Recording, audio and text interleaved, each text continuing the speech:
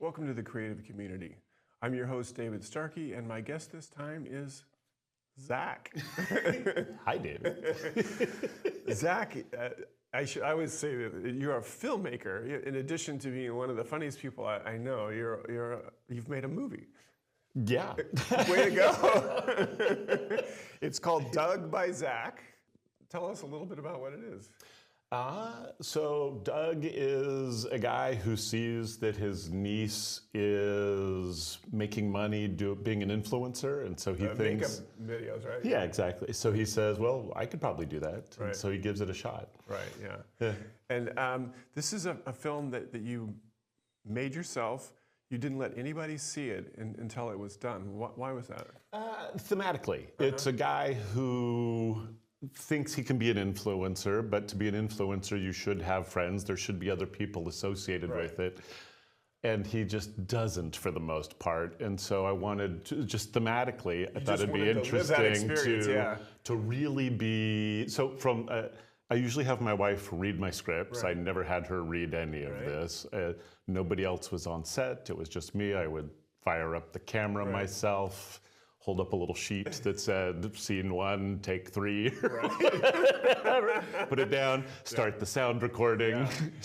And you were really cagey too, because I remember you were talking about it, and I'd see you at a party or something, and I'd say, "Well, tell me about your movie," and you're like, "Yeah." You know, I tried not to discuss it with too many people. I really wanted it to be a singular view, which was weird. Yeah, well, unusual. It's funny as heck. I would recommend that people watch it. If they do want to watch it, how would they do that? There's absolutely no way to do that yet. What are we working on, Which Zach? is very sad. I'm still, I've got to find, I was in one film festival, and so I got my core group of friends to see it. And this was at Grauman's Chinese Theater? At the Chinese, yes, exactly. So it was premiere. Really fun. It was a great premiere. I've still got a couple more film festivals I'm waiting on a little bit, and then I'll probably put it somewhere. I don't know what that is. It's just with a small film with a guy nobody's ever heard of. Until now. It's a tough sell. Well, hopefully people watching the show and seeing these clips will realize how marvelous it is. So that's very sweet. Let's watch the opening bit. Doug by Zach. What are we going to look at? This is basically the opening. I mean, there's a little teaser before this, but it really is the beginning of the movie, so I don't really know that it needs much more setup than that. All right, well, let's take a look. All right. Hey, I'm Doug. Let me tell you about my niece. She's 15. She's not even that cute. She's not ugly, but very normal looking. Like a 15-year-old girl. You know, whatever they look like, that's what she looks like. Brittany. She's fresh and clean and new. Shiny. No clear definition. She didn't have tusks, but eh. And she's my niece. Gah, I'm not that perv uncle. When did uncles become the last thing it's okay to make fun of? We're living through peak drunk uncles, pervy uncles, bigoted uncles, Republican uncles. It used to be Arab terrorists. Now it's chubby white Trumper uncles. Brittany does this thing. She buys makeup, she unboxes it, and she applies it. She records the whole thing on her phone, and then she uploads it to YouTube. And then, I guess, people watch this.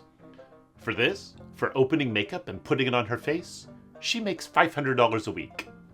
$500 for putting on makeup. I ask her mom, my sister, "So, is this a porn thing? Fetish, leather, toes?" My sister says, "No, it's not. She's an influencer." My sister says this very proudly. Then she adds, "Maybe we shouldn't see you for a while." Hey, my 15-year-old niece is an influencer. Brittany. You gave her a stripper name, you shouldn't be surprised. Influencer. I googled it. There's a 7-year-old who made $22 million for playing with toys and posting videos of it. $22 million, 7 years old, influencer. I get that $22 million is like a weird lottery win, but my niece is making $500 a week for putting on makeup. That's a real thing. The word influencer makes my butthole clench like when you poke a sea anemone. What is an influencer? It's ridiculous. I have a real job that sucks. Like a real job. I work for a small chain of chicken restaurants. Freeman's Flying Chicken? You heard of it? It's good. The job? Soul-crushing. Influencer. And who pays her $500 a week? Is it the makeup people? People who watch her? YouTube? I don't know. But I'm gonna find out. I figure she's 15, I'm older. I should be able to make a lot more than she does. I can't do makeup because, but I do like tech things. And there's gonna be a lot more money in that. Chintel. I used the Chintel. Chintel 1? Yeah, I got it right when they were coming out with the Chintel 2 because it was cheaper. I know, Chinese brand. Mao is probably listening, but if he is, bored to tears. And it was practically free. I make calls, I send texts, I use the internet, love the map thing. Who names their phone the Chintel 1? Kind of a dick move. The 1? Shouldn't I just wait for the Chintel 2 to come out when it gets better? I play Candy Crush. Nancy is always telling Tubby what a waste of time that is. I like it. Chintel. I don't know what else to tell you. You're a functioning adult. You know how phones work. But you should get one. It's a good phone. Pictures. Good pictures. Chintel. Thanks. Ah, well, that's hilarious. So funny. No, I mean, I do think this is really funny. So this character, to what extent is he based on yourself? Really not at all. Okay. So I mean, this is my thought as I was doing this is that one of the things I realized was that a writer's job is to think everything, to just go down every possible road you can, and an actor's job is to feel everything. Okay. And that's obviously overly broad because both writers and actors should do both those things also. Right. But so this character I've said some of the things this character has said, but I don't think like this character does. Yeah. And I've had some of these thoughts, but I've also... You kept them to yourself. I've kept, exactly. Absolutely, because you should think a lot of things and then decide what to say. Well, I've spoken to you so many times, and I know that once you kind of get on a riff, you get a little bit of Doug in you. You're kind of like exaggerating and stuff like that, and trying to say the thing that's going to make people laugh. You have some experience writing for TV and film. I mean, how did that feed into this experience? So all my writing was for movies. Okay. And it was all comedy. Okay. So that's all. That worked well. Yeah. Yeah. That's it. Well, because people cannot see this movie, Doug by Zach, let us go on and give them a little bit more of the film. So this is called Doug is Magic. Anything you want to say in introduction to this? Well, so the first scene is Doug deciding to become an influencer. He doesn't understand it at all. So his first few tries are just flat out, please buy things. And then he realizes, oh, that's not going to work, or a buddy points it out to him. And so now he's trying to do things that influencers do. You go on and you do magic, you do travel, you do various things, and then you try to make money off of them. And so this is one of the things that he tries to do. Well, let's take a look. Hey, Doug. It's time we talked about magicians. And I'm not talking to you, David Copperfield. You're fine. I'm talking to Freddie, the Frednificent. He stands in front of Cajun City on weekends and begs for tips. He tells jokes. He magically finds the ace of spades on top of the deck. He pulls an endless handkerchief from his pocket, and it ends in half a Barbie doll and panties. He juggles. I hate him with the fire of 1,000 suns. Nancy and I had an impressively huge fight at Cajun City. She'd come home from work exhausted, and I'd hand her Jack. It was her turn. I'd had a long day too, and needed a little Doug time. Shouldn't you want to spend some more time with the boy? So we fought about that. At one point, she called me a narcissist, and I popped back really quickly. I know I am, but what am I? Which I thought was hilarious. She stormed out of that restaurant. And then Freddie the Frednificent came over, looking sad, and offered me a flower. And it was one of those squirting flowers. I have never not hit anyone so hard. Anyhow, I do have one magic trick, and it's not the horse lips. I just kind of forgot about this one, because apparently magic is a big thing on YouTube. So I'm going to give it a try. And it will involve no panties, no half Barbies, and no squirting flowers. By the way, this is real magic, which doesn't matter because I can only do this when I'm alone. I've tried it when other people are there and it doesn't work. It's a dumbass tree falling in the forest. And I know, filming it doesn't prove anything. It's way too easy to fake. You'd think this would be crazy frustrating, right? I can do this thing that science says, no you can't, and I can't prove it. Which I guess is what science is for, so science, we're good. Honestly, it's a pointless trick, so I'm okay being the only one who knows I can really do this. Also, weird sequence of events. I have no idea how I discovered this. It involves mime. It may well be dark magic. And the end goal is non-transferable. I can't do anything more than what the trick is. Not even one more step. Are you ready?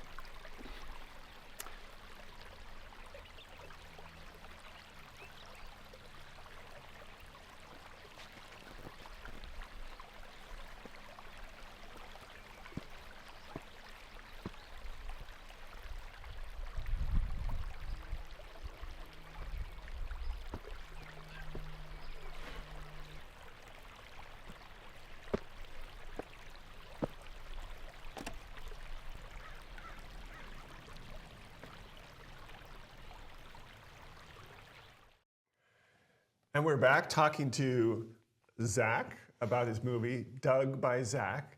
Now, there's some characters off screen here, so a friend group, and I know you have some friends that you've had for decades. Yeah. Did they kind of influence the Doug's friends? A little bit. They are no specific friend of mine. All right. They have, and again, it's that some of them have had, I don't even know what to say, similar experiences. You know, some of my friends have been very successful. Right. And Doug's a little jealous. And Doug is jealous of his successful friend. Right. And so I've had some jealousy of my successful friends, but I've also been very excited for them, and I'm not jealous of how they became successful, whereas Doug is. I'm more jealous that they have money, you know? Right, yeah. You know, which is great. This is great, yeah. Great for them, but I have no interest in being them in any way. Right. You know, whereas Doug does have more of that. And after this film, you know, you may well have more money than they do. Yes, I'm sure I will. Travel with Doug. This is a really short clip. Very short clip. Just there's a couple of these little, just pure comedy bits that they're in there because they amuse me. Let's give it. Okay. Hey, Doug, why aren't people dancing in the street? Oh, and then the other thing about that one is that I shot a fair amount of this middle pandemic, late pandemic. And so that one was late enough in the pandemic where I could go up to Solvang and be in the middle of the street and have nobody passing by. Although when I was editing it, I did notice there was a lady slowly crossing behind me. And one of my points, not only did I do this, but there's no other human faces anywhere in the movie.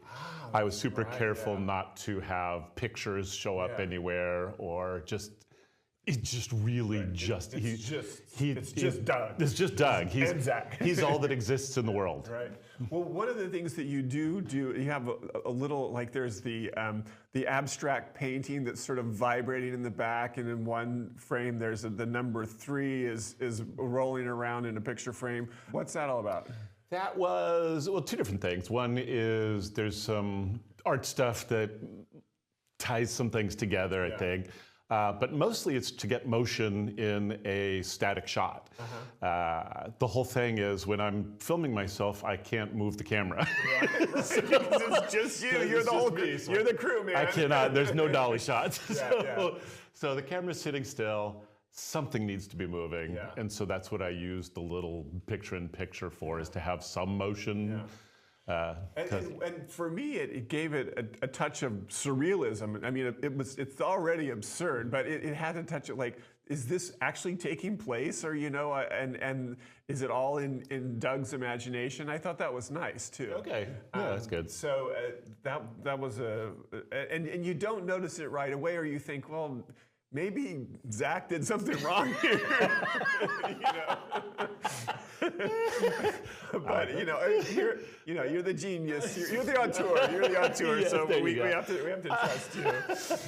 All right. Well, let's now again, for folks who are joining us, we're looking at Doug by Zach, a film that's premiered out in the world but not yet accessible to be watched by the general public. Therefore, this show is the one place where you can really see it. Okay. What's Doug DIYing about?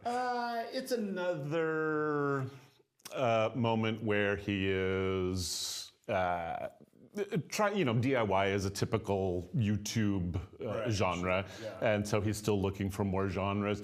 You also, as he's doing these various videos, more and more of his relationships come out, and especially his relationship to his wife and his child and his two friends.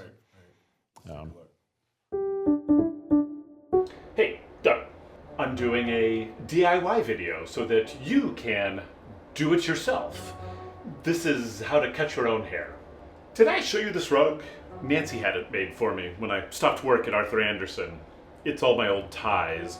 She thought it would be freeing, that I'd see it every day and think, thank God I no longer have the noose of capitalism around my neck. Not so much. It's my carpet of failure. It's my bitter tie rug. Step 1. If you have a bitter tie rug, move it out of the way. The bitter tie rug is old. The other day when I was looking in the mirror, I noticed that my penis was the same color as the back of my hands. It was very disconcerting. Like how if you stare at your feet for too long, you can't decide if they're really your feet. Have I told you about my penis? My penis, in its flaccid state, is a great many sizes. Sometimes I'll look down and it's like, oh, hey there now, that's a penis.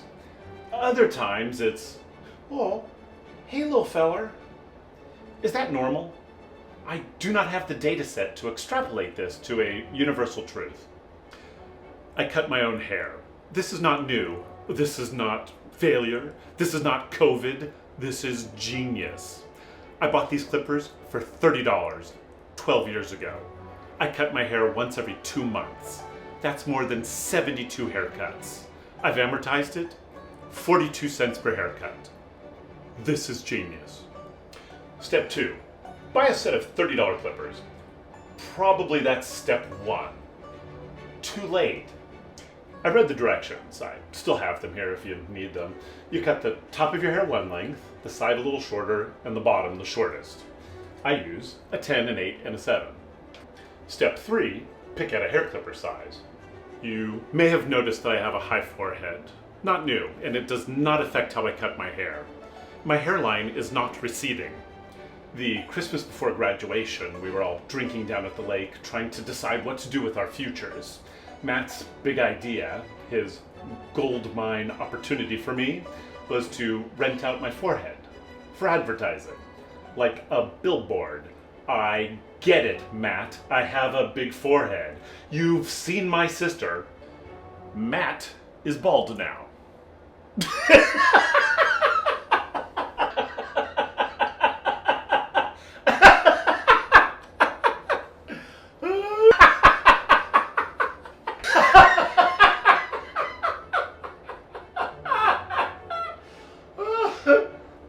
I am not bald, but I do get these puffballs.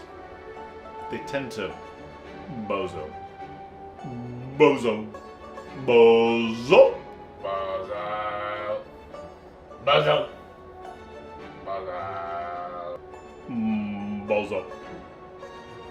Step 4, cut your hair.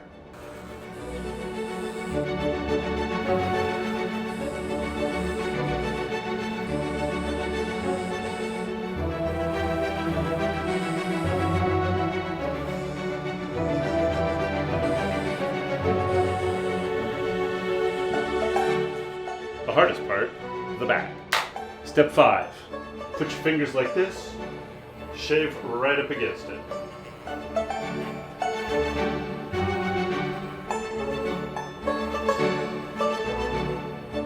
Perfect. Step 6. Get some ice cream. We're back. One of the things as I was watching the film, I was thinking, is this film going to have a kind of an arc to it? Is Doug going to be any different at the end of the film than he is at the beginning? And we don't want to give any endings away, but were you thinking about those kind of typical story arcs? Oh, 100%. There's the 3 acts in a movie is very typical. And my first act break is his change from just selling stuff and trying to get his friend to sponsor him to the chicken restaurant. Yes, well, it's a chicken restaurant. To then trying to be an influencer more the way you should and finding other ways to hype himself. Until it just really turns bad for him, and then it's Act 3. Pivots into Act 3. Yeah. They're not giant pivots; they're pretty subtle pivots, and I don't know that Doug changes much, but I do think some of the world around him does. Ah, okay, very interesting. So this is our final clip that we have. Doug Tube. Which Classic Z.A.K. What's Doug Tube? Doug Tube is where we learn a little bit more about what's going on with his wife, and are they still, and people who are watching them start to realize what's going on with Doug a little bit more and more. Yeah. Let's follow Doug Tube. Hey, Doug. There are influencers, and some of them are famous, who broke through because they leaked a sex tape. Yeah, don't worry. It's not gonna happen. Also, seems like a weird way to climb the corporate ladder, right? I watch a fair amount of porn, and I would not be good at it. I've never seen anyone who looks like me, which is nice. It's very aerobic, and it's distressingly moist. So, here's what I don't get. Porn actors are whores. Comedy actors, buffoons. They might make you laugh, but they're not really actors. Dramatic actors, they're gods. They win all the prizes and they get all the acclaim. And yet, as an audience, what would you rather do? Cry, laugh, or have an orgasm? It's backwards. Never mind influencers. What did they make you want to do? Their whole job is to make you want stuff. Why is this a thing? Nancy and I were in bed one night. You can see her divot here. I half woke up, middle of the night, to the sound of Nancy masturbating. You could tell. Her breathing was ragged and she was wiggling around, and it got wilder and wilder until finally her breathing stopped. I was half asleep through the whole thing, but I thought it was massively sexy. So hot that my wife is such a sexual being, sometimes she just masturbates in the middle of the night. So I listened for the rest of the year for a repeat performance, but it's hard, so I was always half asleep and never quite sure. Oh, that jagged breathing. It was so sexy. It was intimate. It was our secret. And then she got a CPAP machine. She has sleep apnea. And after that, I never heard her masturbate again. And then I realized it may not have ever been what she was doing. So what I may have heard, what I thought was so sexy, was probably just sleep apnea. Those adorable little moans, snoring. Her climaxes, she probably just couldn't breathe. So, whew.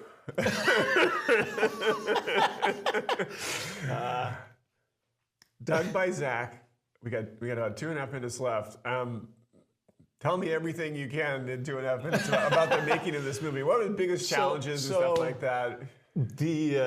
Just the sexual tension on the set was horrendous. Like the writer was always going after the lead actor, the craft service guy. We had an intimacy coordinator for that scene actually, and they were banging some of it. So thematically, what I was going for here is there's a Hillel quote. If I'm only for others, then who am I? If I'm only for myself, then what am I? And then it's if not now, then when. So it's a Hillel the Elder. And it's which has always fascinated me, that those thoughts, like either you're trying to find that happy medium between being an individual and being a part of a community. And Doug lives solely in the individual there. And so it's sort of playing with that. Yeah, and so I mean, you do get this sense of some heaviness in Doug's life, that despite the fact that you as the actor and the screenwriter are doing everything you can just to keep us laughing. I mean, there's that's what you do. That's also how you keep somebody's interest over 75 minutes watching one guy. Yeah, that's right. But you have different backgrounds and stuff like that. You have the movement and everything. So there is clearly a sense that. Keep watching this movie. It's a movie. It's not just a bunch of clips. Yeah. So the other challenge is buy a strong tripod, because mine blew over twice, and at some point the zoom stopped working. Yeah. Any one other piece of advice you would give to aspiring filmmakers who want to do something like this? Don't drop your camera. I mean, really, don't drop your camera. That's bad. And the boom mic will also fall over occasionally if nobody's watching it. Well, I cannot wait for people to get a look at this full film. I'm really pleased that I was one of them. Zach, I want to thank you so much for being on the show. Thank you very much. It was lovely. The Creative Community is a production of TVSB. I'm your host, David Starkey, and we'll see you next time. All right, thank you. No, that was totally fun. This is my best press tour ever.